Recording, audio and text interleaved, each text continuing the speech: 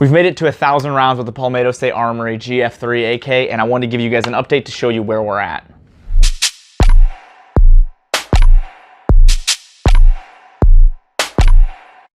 I'm gonna be honest with you guys, I'm really rooting for this AK to do well during my testing, mainly because of the price of this gun and that it is from Palmetto State, and I like to see their stuff do good. I like to see products like theirs do well, especially an AK. I want to see a cheap AK do really well, and so far from watching some other videos from other guys that are on YouTube, it has done really well. So I want to show you guys what I found on testing and give you guys an update. So first off, I have had my first malfunction. If you guys follow me on Instagram, you would see what happened. It ended up being a binary trigger for one of the shots, technically two, but I'll show you the video here of what happened. See what we can do.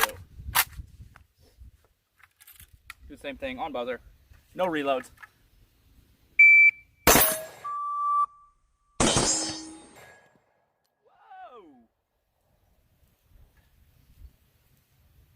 I made both those hits.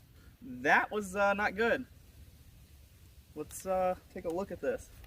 So that was like a binary trigger, and we got a malfunction. First malfunction of this gun, and I've ran quite a few rounds through this, and we're gonna go ahead and clear this. We're going to run that again, see if we have that same issue. That shocked the crap out of me. All right, never go full binary.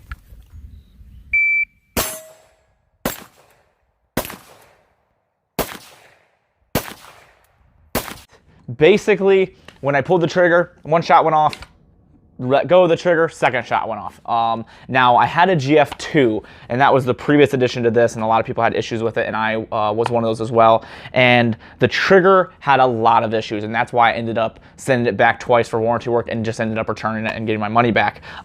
So I was really hoping they'd upgrade the trigger. So far, it went well, except that one issue. So I did have that problem, and that was the very first shot that I had when I took it out. So I did a bunch of training that morning, and then I brought this out, and I was like, okay, I want to do some testing with this. So I brought it out, first shot, binary trigger.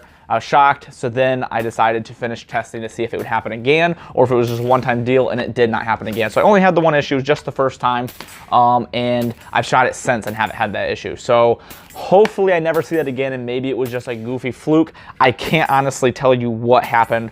There was nothing wrong with the trigger system. I broke it down, took a look. Shot another 50 rounds that day, had no issues. Shot it since then with no issues, so I can't really tell you what the problem was. So I don't know. All I know is it did have a malfunction, and it ended up jamming because of the fact that I think it cycled too quickly, maybe.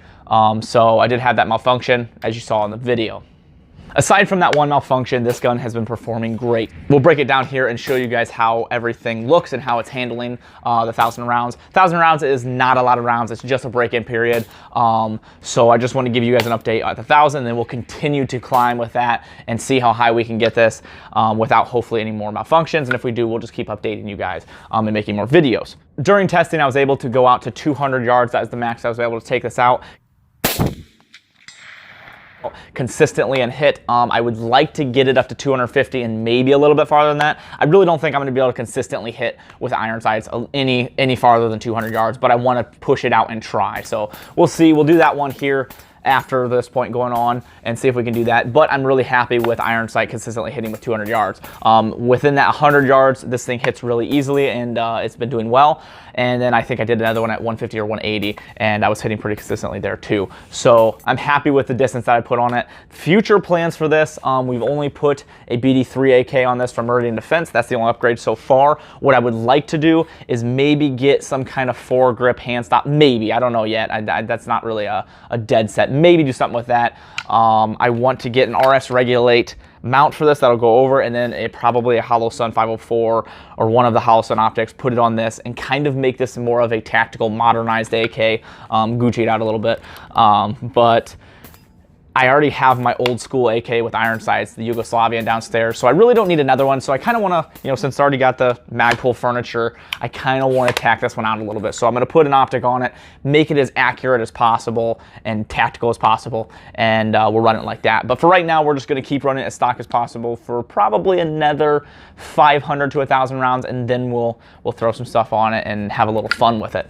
These are pretty customizable from what I've seen. One of my buddies came over, I installed a different handguard on his. It's the same handguard from Magpul, it just extends out to here. Had to do a little cutting and whatnot to get it on there, but it looked really good. I was really happy with how it turned out.